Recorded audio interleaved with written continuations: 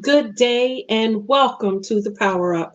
I'm your host, Tami Hill Thomas.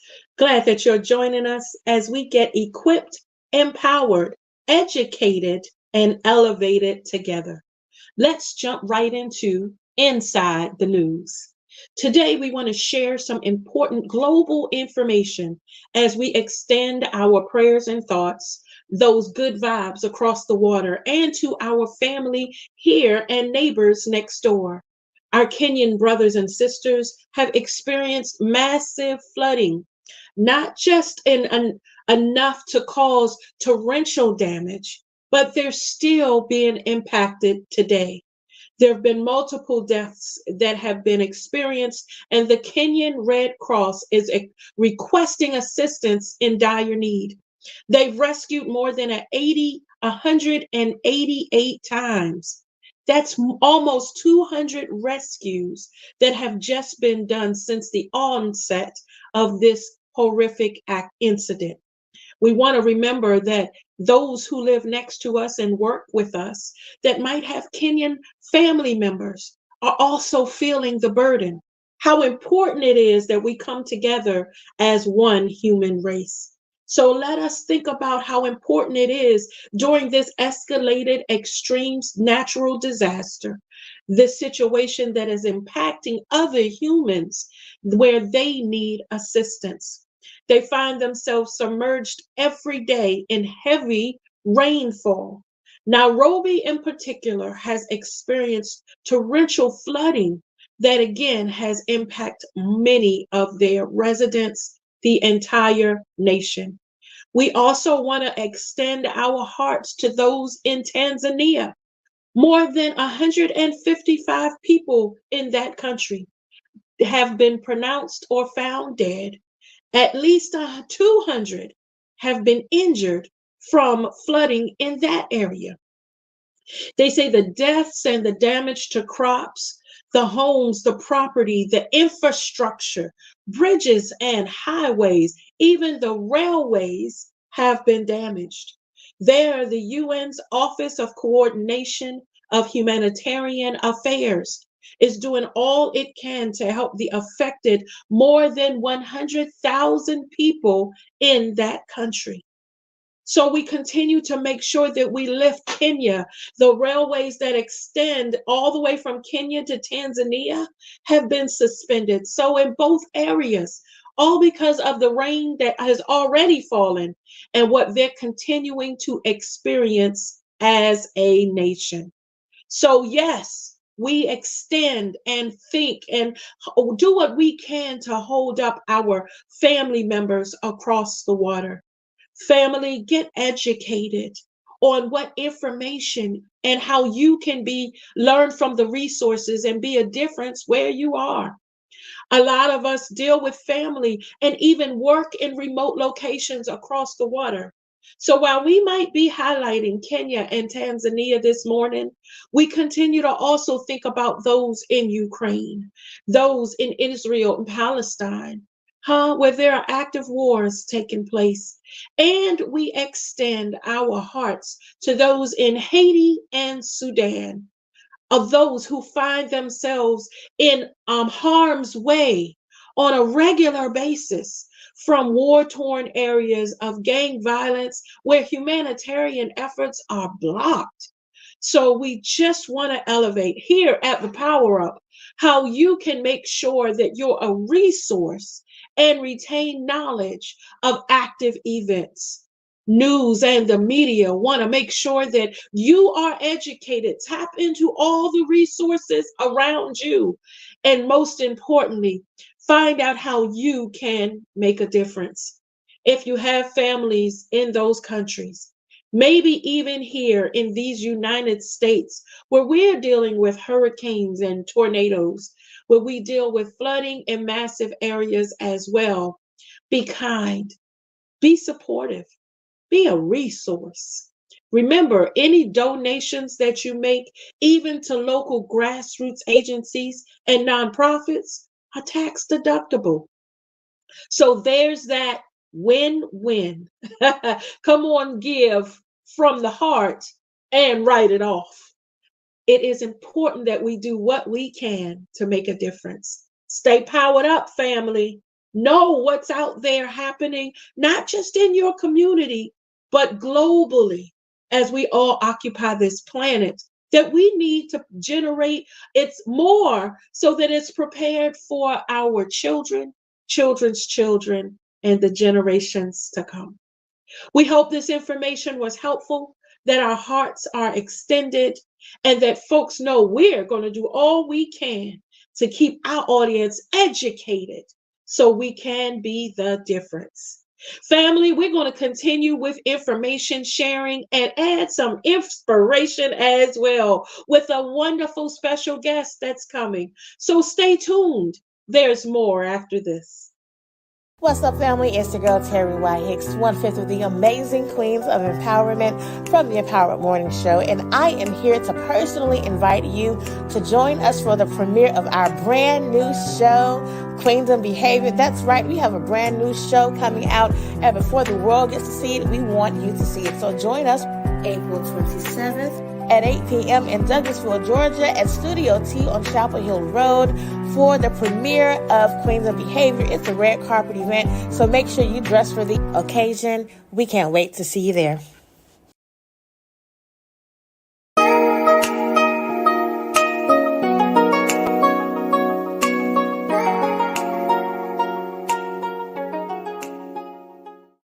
Welcome back, family. Our audience is so important to this network. We take opportunity to bring excellence, skilled individuals, and today is no exception. We are so honored to have a brand new guest by invitation and excellence by her reputation. So the Power Up welcomes a very special insight and expertise today from immigration attorney herself and author. We want to welcome Marron Gebremeskel, who is going to join us and share her insight, her heart, her passion. Thank you so much for joining us today. Thank you for having me, Tami. I am so grateful that you invited me here, and I'm grateful to be here. Thank you so much. Absolutely. Listen, we know, Marron, that a lot of what happens around the planet, right, as much as we like to live in our little silos, still affects us as human beings. We work with individuals who have family members across the water. Maybe we worship with them and even just grocery shop with them. They are our neighbors, right? One of the things that you do selflessly on a regular basis is stand for those who are in the path of trying to advocate for their own rights. Can you share what we should know from an immigration attorney perspective? Yeah, thank you. Thank you for that introduction. So I've been an immigration attorney now for almost 15 years, and a big part of my job is to support my clients in feeling just that they are in good hands and that they're doing the paperwork right, or they have the right forms, they understand how the interviews work. So I do a lot of asylum based immigration work, and also just marriage based. So that could be someone trying to bring a spouse from abroad, or someone who lives here and them trying to adjust their spouse's status. But honestly, immigration, I don't think people realize how vast it is. There's so many different areas. There's lots of laws to understand. And honestly, it's an honor to do that. My family, they came to the US as refugees of Eritrea right before I was born. So it's something that's very, very personal to me. Wow, wow. And your story, certainly we can see in everybody that you touch. We know that the media has a way of spinning, of adding the negative light to when people hear immigration, it may rub them the wrong way. Tell us what we should absolutely know. So when we share information in our communities around immigration, we're skilled and educated. What are some key tips that we should know to help our neighbors? I think some people don't even realize how imminent immigration is within the United States. A lot of people think, oh, it's about someone trying to physically come into the United States. Those who are discussing immigration, it could be that you know someone or you work with someone or it's a really good friend or someone you were raised with that you had no idea does not fully have their immigration status kind of worked out. It could be that they've had their green card for many years and they haven't become US citizens. It could be that they came in illegally as a child and had no say in it. And there's just so many different realms of immigration that I don't think people understand. Even when people talk to me, it's usually like, oh, so someone wants to apply for citizenship. Actually, before you even get to citizenship, there are many different layers before that. Generally, you have to get your green card first and then eventually become a US citizen. But there's so many different ways to make that happen. Okay, so the expertise that you have, thank you for that insight. Like for those of us that have kids, maybe we're coaching and we have individuals that we know are just great citizens, right? Like, do you recommend as far as immediate assistance we can provide? I ask this because we know there's border conversations. We know that's elevated even more during the voting season. But what should we know just to be able to help those who do arrive that are, again, just regular human beings? Yeah, I think the best advice that I can give as an immigration attorney is if you know someone who needs support, the best thing they can do is speak with an immigration attorney. And I'm saying immigration attorney because there are other attorneys. I mean, people come to me asking family law questions and criminal law questions. But if you have an immigration case, you want to speak with someone who kind of focuses on that area because it's so vast. So the best thing I would recommend is if you know someone who has a specific situation, is link them or request that they speak with an immigration attorney because they might have options that they had no idea about. So that's what I would recommend. Wow, awesome. Okay, thank you for that. All right, so we know that you're also a trial attorney and a mom with a brand new poo. And we know that you hail from Mansfield, Texas. So you're holding down being a Texan. There we go. So here's the question. You are also an author. I And am. you have poured your heart also into trying to support other moms who are doing their best with kids. Now, whether single moms or married moms, you really have taken on a heart to help people outside of the courtroom. Share your story. Yeah, I want to take a step back and say, before I even share about being an author, about the vast support that I've received from you, Tami, as my coach. Tami was my coach when I was a trial attorney in the federal government. And that was around the time that I was writing this book. At that point, I had my third child. It was in the middle of COVID. It was just so much. And the support that you gave me helped me, one, write this book, helped me make the right decisions for me and my family. So I'm so grateful for that. But to answer your question, yes, I did. I wrote my book, Cactus Fruit. So it did happen. It occurred. And it was while I was just going through so much. And it was almost like an escape for me. It allowed me to pour my blood, sweat, and tears and my emotions into something other than the law. And I think as mothers, we don't realize that, just because you have a specific job or just because you are a mom, that's not all you are. We're so many more things than that. And for me, that other thing that I didn't really tap into for quite some time was being a writer. And I kind of tap into that as an attorney because I write asylum briefs, I write appeals and decision. It helps with my work, But sometimes I just like writing poetry, which is kind of outside of the box for an attorney. But it's something that I enjoyed. And now, as a mother of four, it's something that I continue to do. And I think many women should kind of figure out what is it that speaks to you through art, whether it's painting or writing or whatever it is, to tap into that. And to me, that's a big part of self-care. It could mean getting your hair and nails done, right? I mean, there are many ways to show self-care, but also to tap into yourself and what are the things that you would do just for free that you enjoy. And for me, that was writing.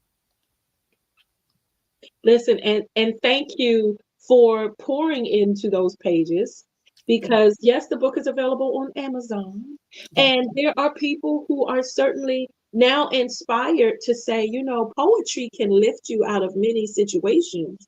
And so you never know, once you get started, how it can impact. How do you feel since you've shifted into now being an author, and what's next? Well, that's a great question. Honestly, shifting into becoming an author has been very empowering for me. And next, I have a book coming out that I'm still working on. So coming out is in hopefully near future, but it's about how grandmothers have affected the immigrants and the children of immigrants. I'm interviewing different grandmothers who are here in the United States, who have come to the United States as immigrants, and kind of telling their stories through poetry. And even in doing that, I mean, the things that I hear, their stories, their lives are just so amazing. Immigrants have so much to share. And I think it's important to highlight that from a mother and a grandmother's perspective. I love that, because I'll be the one to say it. This country was built from immigrants. Mm-hmm. Okay, so as we consider all the wonderful things that are you, right? I want to take a minute and step back if I can, because you mentioned that word that is just important to us here at the Power Up. Self-care. You don't usually think of attorneys who, especially having been a trial attorney, as you said, an attorney for the federal government, immigration attorney, your knowledge spans family attorney, like being counsel and support for so many people, and having all the babies you do, and they're beautiful, and Thank you're keeping a wonderful family unit. Here's the question: what advice would you have for maybe another mom or even dad, just an individual who's trying to hold it together in a professional way? So they're dealing with their professional expertise and doing soccer practice and doing all of the babies and everything. What advice would you share? What tips? Oh, that's a great question. And I think that's a great segue into one of my poems from my book. And I'm just going to jump right into it. It's called Unworthy Mother. I am not a good enough mother. I'm not going to say that I have done enough. I'm doing a horrible job. You can't convince me that I'm doing the best I can do. I'm not worthy of them. You can't make me think that I deserve my children. And then at the bottom it says, now reread from bottom to top. I deserve my children. You can't make me think that I am not worthy of them. I'm doing the best I can do. You can't convince me that I'm doing a horrible job. I have done enough. I'm not going to say that I'm not a good enough mother. And I love that poem because I think it shows the duality that we feel as mothers. Sometimes I feel like I am the best mother in the world. I need to teach this to some people. I am awesome. And then that same day, something could happen with one of my children. And I feel the exact opposite. I feel like I am horrible. I'm not good at this. I need advice.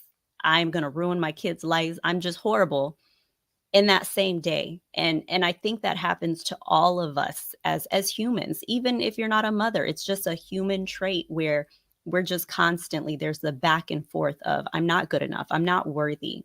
But then there's other days where you feel amazing, right? So one thing I think is important to just to give each other grace, not only for ourselves, but to other people, because we're not perfect.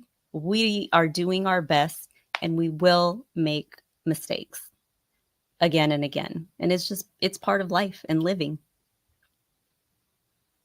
Okay, so if I had a mic, I would drop it for you. Powerful. And thank you for reading that poem. Absolutely. It touches the heart of humanity, just that we're here and we're doing our best in life. So thank you for that. Okay, so I want to step into another part of you, if that's all right. Of course. So we talked about the mom, we've talked about the author, we've talked about the business as far as being an attorney. You are an executive, you are a CEO, you own your own company, you're a voice in the community. You do things that other people wouldn't dare to do, because it's one thing just to be an attorney and go that course. It's another thing to decide that I'm going to brand myself where I'm standing on top of a mountain so everybody can see me and the lights on me and come to me with your best shot. I do want to ask this question. A lot of times folks don't understand the balance, right? The being the boss, the being the wife, the being the mom, the being the author. What are your thoughts around how you keep it together? What's your glue? What's your tip? Well, the quick answer is I don't keep it together. Is that I am extremely flawed, and that if someone thinks that I am keeping it together, it is because of, that's their perception. But I am not keeping it together. I'm not doing, I mean, there are many days where, like I said, I feel like, what am I doing? And then there are other days I feel like I'm doing great. But long story short, I personally need the support of God. I need the support of my family. And I'm just learning as I get older and age that, there's very little control that we have over all of this. And yeah, those that think others, have it together, they probably don't. Same as us. But yeah, I'm just doing my best day by day, and hoping that, it makes my God proud, that it makes my family proud. But yeah, I'm not I'm not holding it together. And, someone has the answer, I would probably say, honest, we're all working on it. We're all working on it.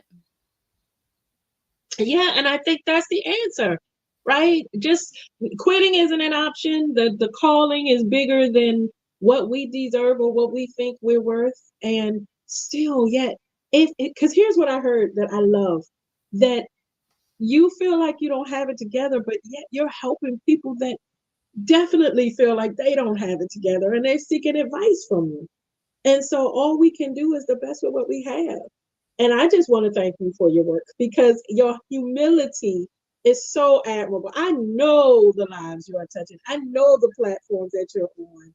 And yet to hear your heart and your humility, even in it all, just validates the fact that those of us who are bosses still have to deal with feeling how we feel while we're doing what we're doing.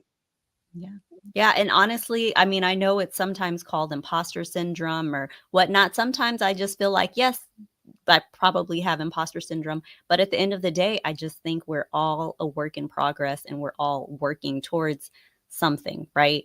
And I mean, for me, I mean, to answer really your question is, what do I do? I love reading books.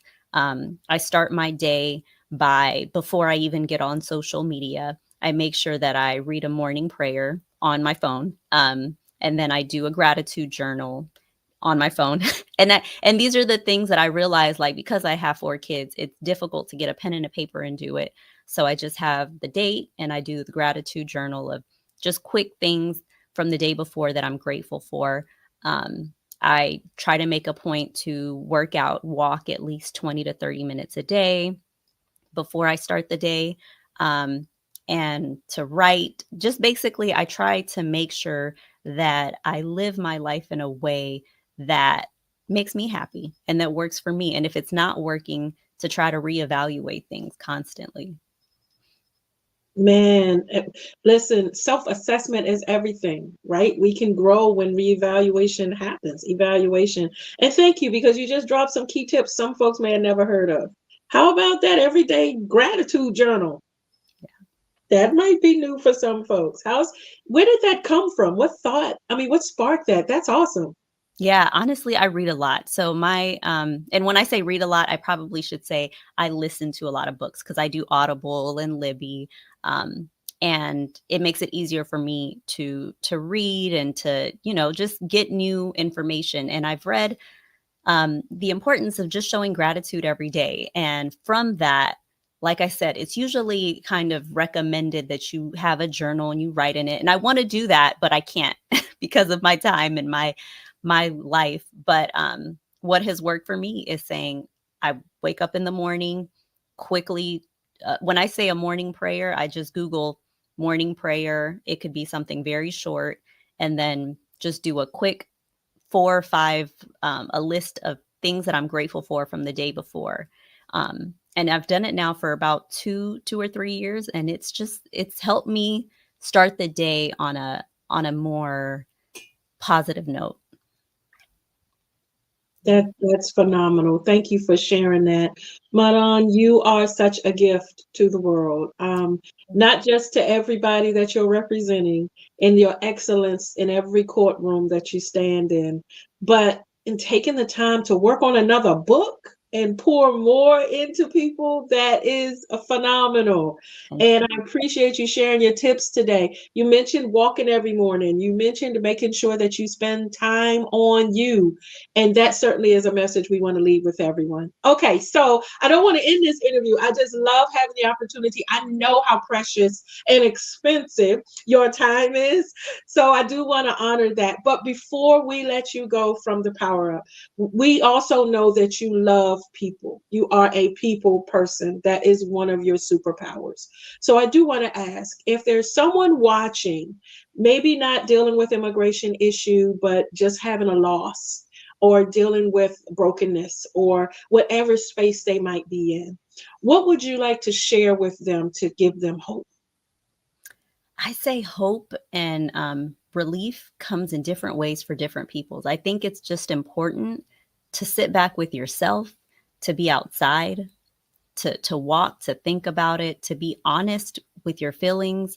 The same way I have reached out to Tami for coaching and leadership. I mean, it's important to seek counsel from one another. It really makes a huge difference. It doesn't make you weak.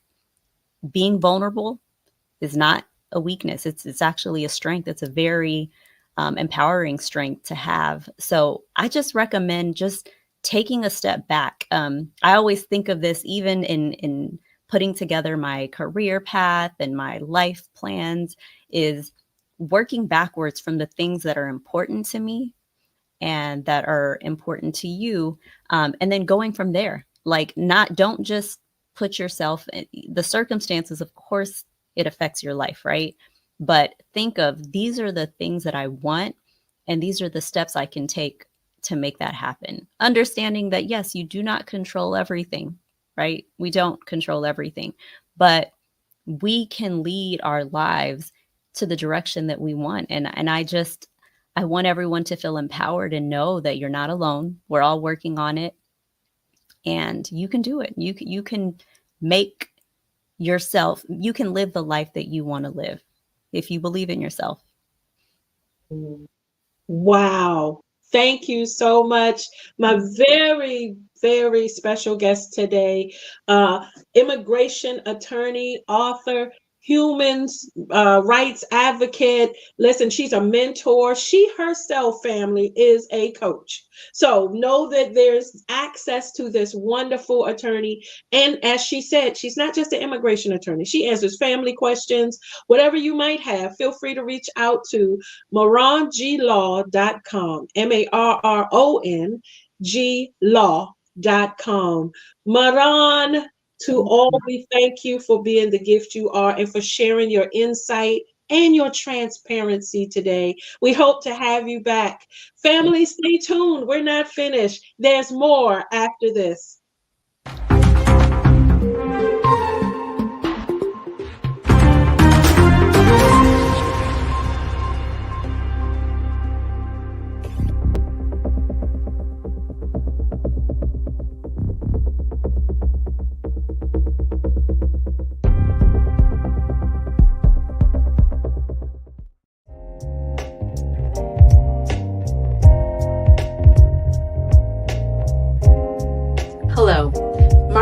week here with you.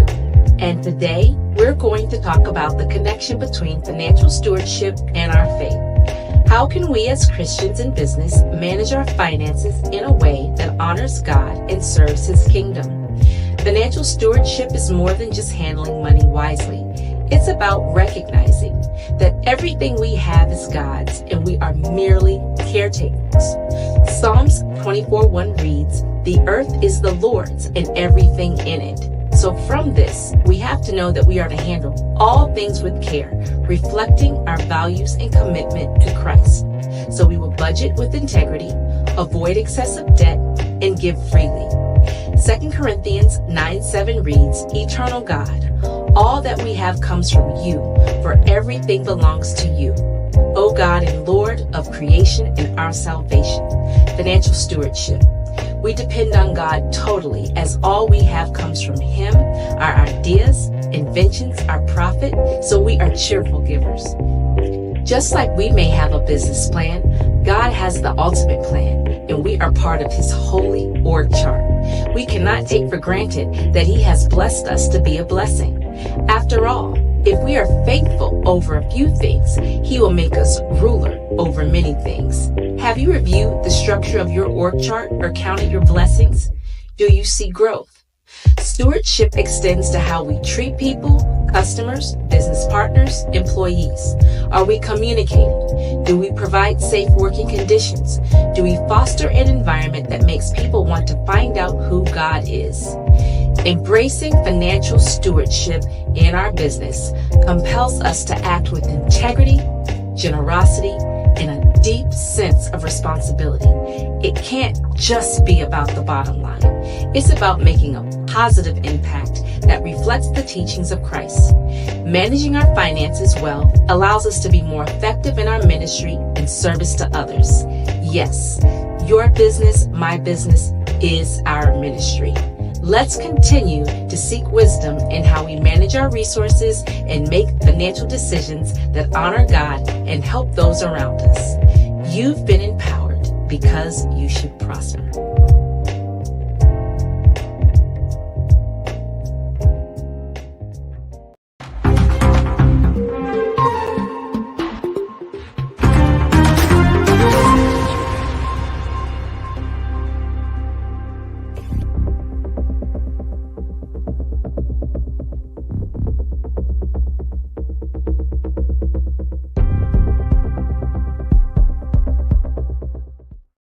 Welcome back to the Power Up. I'm Tami, your host. So glad you're still joining us. Welcome back to the ride. As we move forward again with educating and equipping you, we want to discuss a lot that's going on right now and answer a viewer question. We have a question, putting it in short Tami terms, how her daughter was at school and she's concerned because of all of the active shooter drills. She asked what she should know about being aware. I love questions that come in where individuals want to grow. So today we're going to discuss situational awareness. We're going to make this really quick.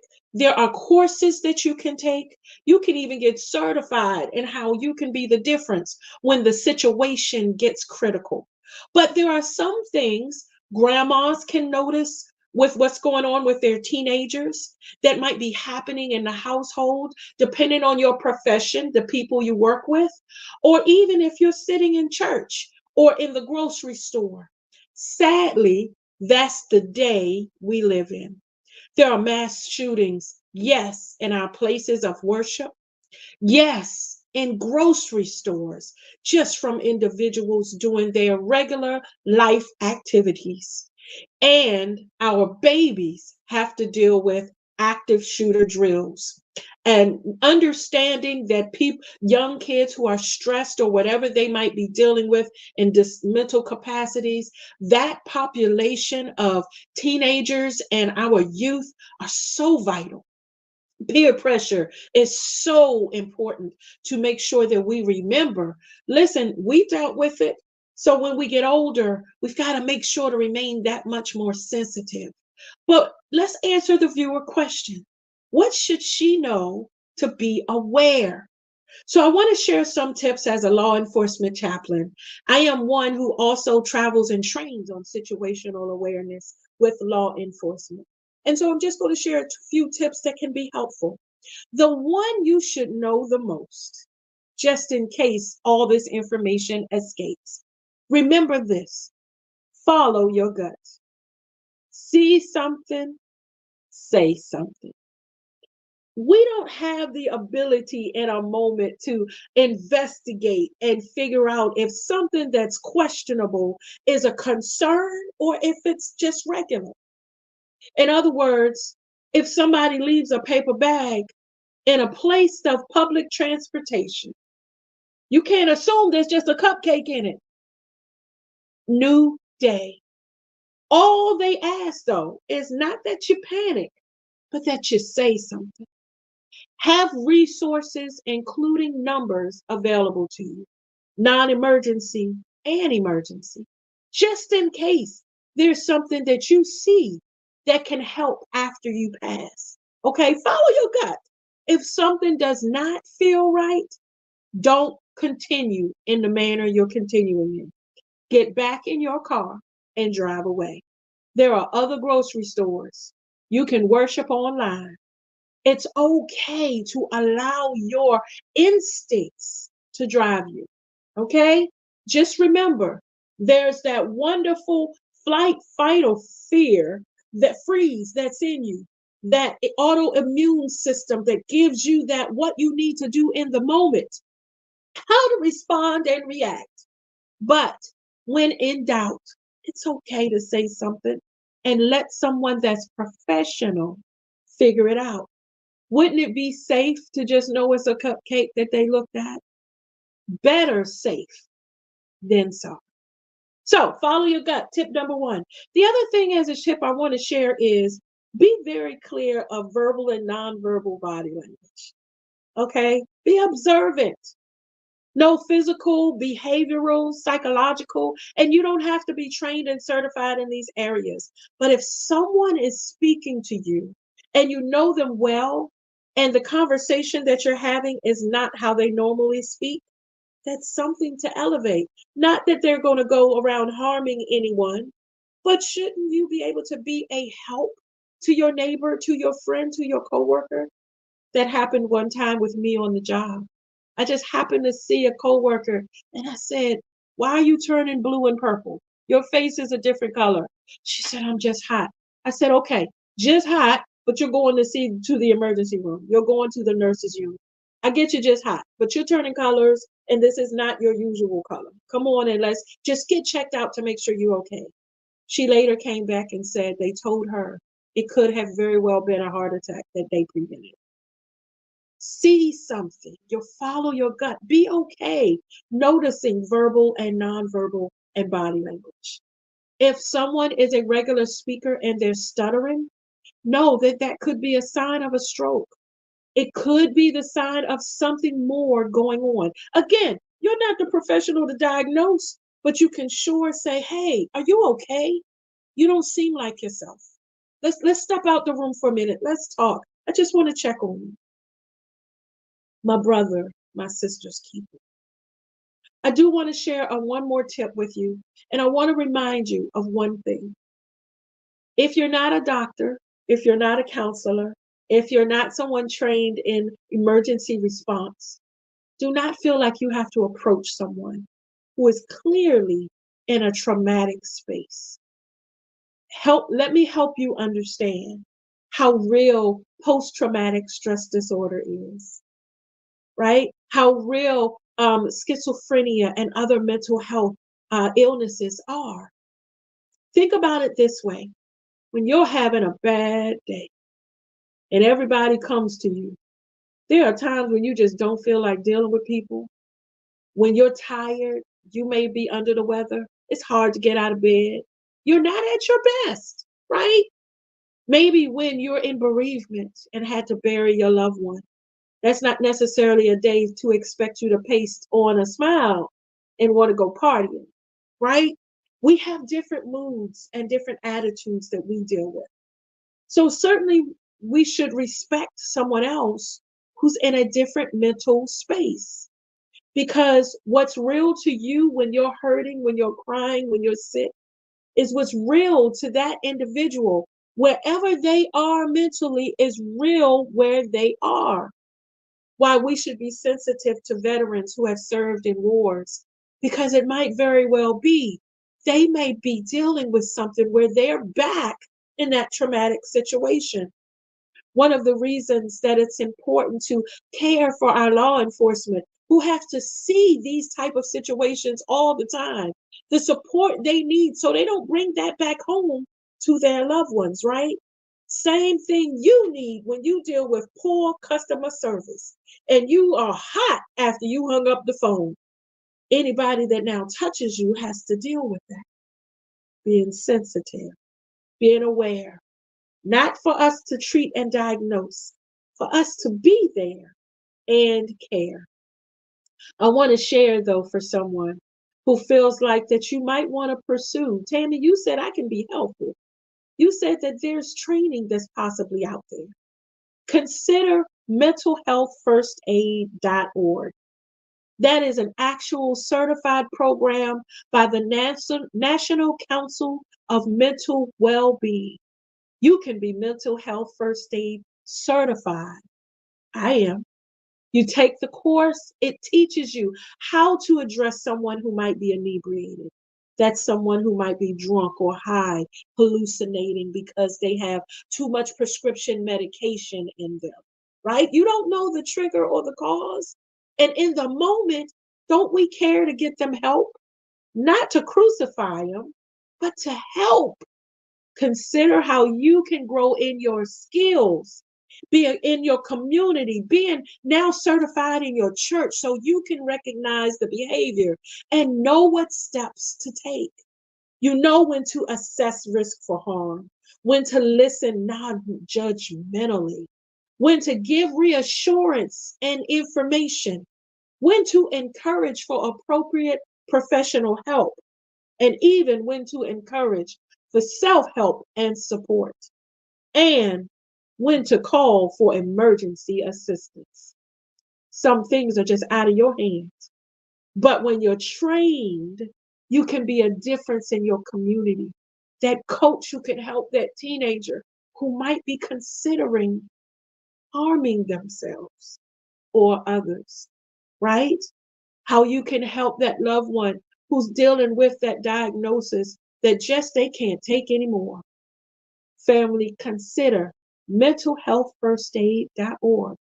Go on, take the course, get certified, be a better equipped and educated you so you can elevate the entire community. We also want to share this information with our family that you can always check out additional resources on many different platforms, including calling the NAMI Healthline. The National Alliance on Mental Illness is available if you find yourself having conversations with yourself that seem a little off. Feel free to give them a call. Also, if you know family members who are struggling and you don't know where to go to be that support, that love, what they need in that moment, again, non-judgmentally. It's not about tearing them down with what they're dealing with. It's about being that resource and that help. 1-800-950-NAMI. This agency is available to help you, and they have a helpline. Whether you need resources, whether you need recommendations, or you yourself just need a confidential space. 800-950-6264. Family, we hope this information was helpful as we grow to be the best as possible and make a difference. Listen, not looking for other people to do it. How about you be the difference where you are? Consider tapping into these resources, getting certified, and come on and go be great. Family, there's more to come as we go into our wrap up. What a powerful show. Hang on, there's more after this. Hey everybody, this is Regina Hutt, the wellness practitioner on Empowered Mornings. We'd like to invite you every Wednesday night, 8 p.m., uniquely and gorgeous, to keep your mind locked and loaded on WIN Network. What's up, family? It's your girl, Terry White Hicks, and I am here to invite you to join me every Tuesday, 12 p.m. Eastern Standard Time for Midday Miracles and Manna right here on We Empower Network.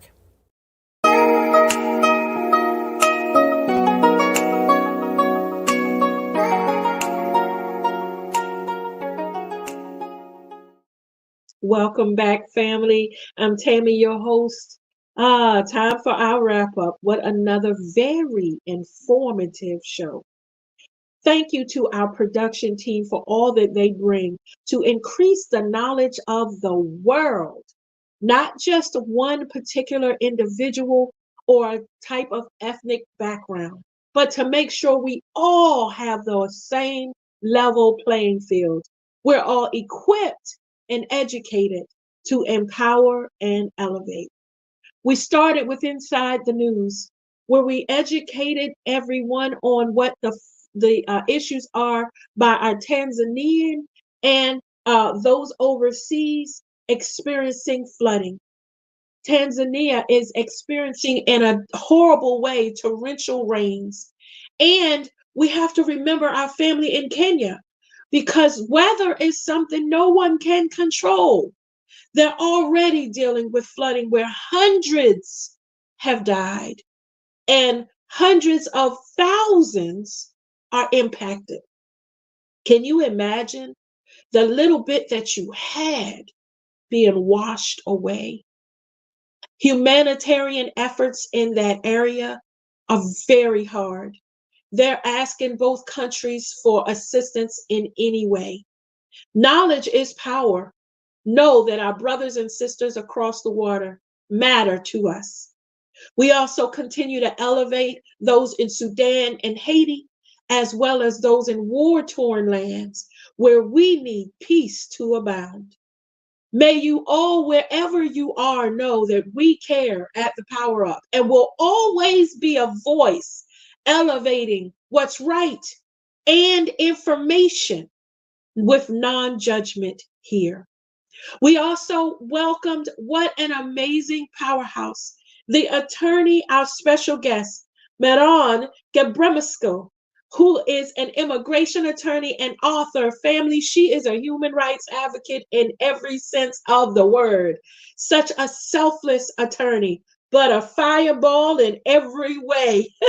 If you want to seek her insight or even are looking for her book, please feel free to go to Amazon. Her book is on Amazon. Cactus Fruit is what it's called. It's a book of poetry. And we thank her for reading one of them that reminded us that it's okay to feel where you are. Repeat those affirmations every day and know that in the space you're in, you can still win and help others win, even when you don't feel like you are. Family, thank you, Marron, for bringing the best of you to the world and for sharing your insight on what we should know about immigration. Not just the negative spin individuals want to put on it, but how we can help those who have different, maybe skin than us, but are in need just like we are on a regular basis. How we can hold them up as one human race.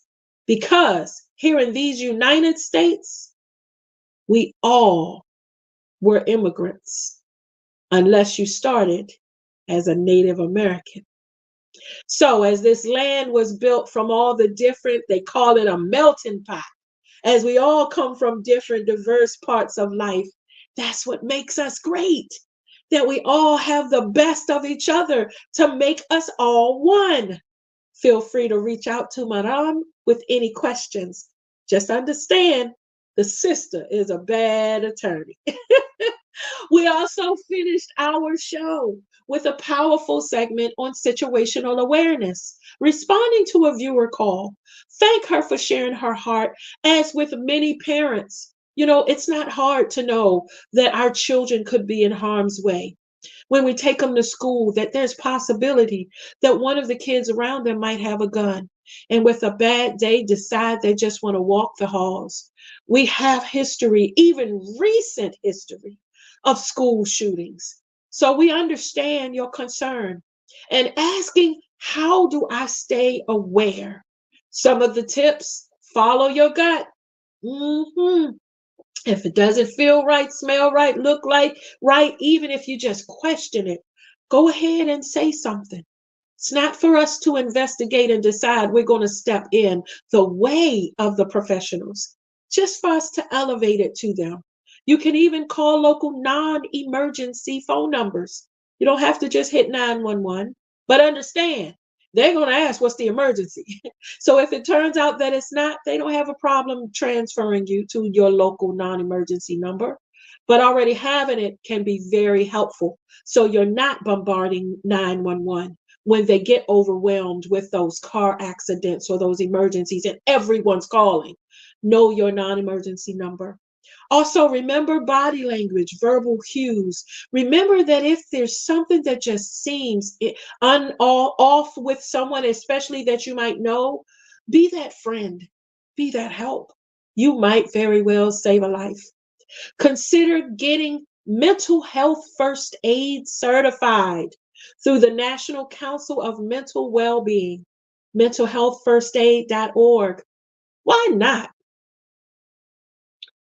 Also, we share all the time. Get CPR certified. Come on, know how to save a life. Listen, you go down, you want somebody jumping on your chest, pumping your heart. So why not you be prepared? I tell folks, I pray I never have to use it, but I'm prepared just in case. Go to mentalhealthfirstaid.org and learn more about the certification program and how you can make a difference to someone who might need you in a moment where they're just dealing with a mental health crisis. You can be the difference. Also, consider getting resources from the NAMI Helpline, 1-800-950-6264. Feel free calling them. One thing we're going to do here is share resources and information so that you are empowered and equipped. The National Alliance on Mental Illness can be a resource to folks. You just have questions. You saw that pill bottle that has psychotropic medication on it, or you know you have a family member that just keeps saying, I can't take it anymore. Call the helpline. They can give you resources. So at least when you go to speak with the family member, you have help available. And remember, sometimes it's just you listening that they need, non-judgmentally. Family, the NAMI helpline is available to you, as well as considering how to get mental health first aid certified. We hope this information has been helpful today. We want to leave you in the power up with a thought. You are intentionally where you are on purpose. Did you ever wonder about that? Why do I have the family I have? Maybe you don't know your birth parents. Maybe you were adopted, or you're put in a situation now that you not even liking where you are. There are different places in life, phases in life, stages of life, right? Because life is a movement. You don't just pitch a tent in life and you arrived. That's why sometimes you have great ups and then you have valley experiences. But it's all meant for you to continue putting one foot in front of the other and moving through.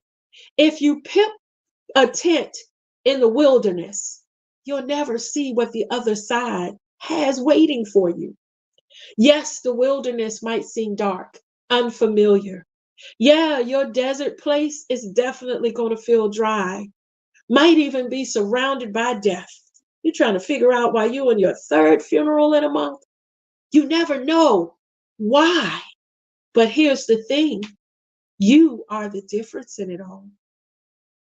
See, when the light is in the sun, it doesn't necessarily get seen, right? You're on the beach, you're enjoying life, you're in the sun enjoying life. That's great.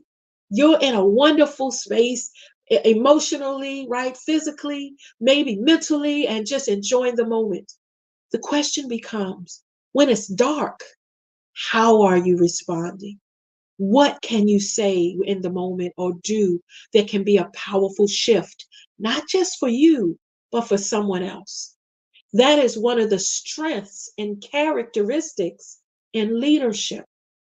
See, others are going to look to you on in the moment of crisis to see how you respond. And then, yep, most of them are going to respond the same way. So if you're the type that just gets frazzled and frustrated and can't take changes and you're not able to shift, then thinking about leading a team might not be your right? Or figuring out how you handle those should be the priority. Know you. Thank you, Maran, for elevating that. I have to assess myself, know who I am, because where I am in my 50s is not where I was in 40s, 30s, 20s, certainly not as a teenager. I am in a different place today where I love me and I'm good without people. But in my past, I was a people pleaser. Totally different mindset, process, thought. I needed validation from folk in my 30s, 20s, 40s. I was going through horrible peer pressure as a teenager. I'm not looking to blame anyone. It was a transition moment. But where I am now is also wiser because now I have to think about my 60s and 70s, and I have to plan for my 80s and 90s. So the point is, you are the difference maker. And to one of Maran's key points, even when you don't feel your best, when you don't feel like it, like maybe you feel all over the place, still there's resources, there's help. Consider tapping into that counselor, that therapist, mentor, get a coach, financial advisor. Come on, you can fix your budget. Why not? You want to go on that cruise? Why not? Embrace where you are, even if it doesn't feel good, and figure out how to grow you and those around you in this moment. We hope today's show was helpful to you in some kind of way. Y'all, I just spoke life into myself. I'm trying to tell you I love the power up. Family, as always, we want to thank emergency and 911 responders, those who run into harm's way when the rest of us are running away. We thank our teachers and those who love on our babies, medical professionals. We call on you when we're sick and you take it with compassion. And we thank all of you, whatever you do to make the difference to the lives of our seniors, our babies, our neighbors, to be the best of our community. And our veterans and military who guard us or have guarded our rights just so we could disagree. You ever think about that? That's why it's important when you see a service member to say, thank you for your service. Family, we hope today's segment was informative and elevating. And we look forward to having you on the next Power Up. I'm Tami, your host. Thank you for joining us. Have an amazing day.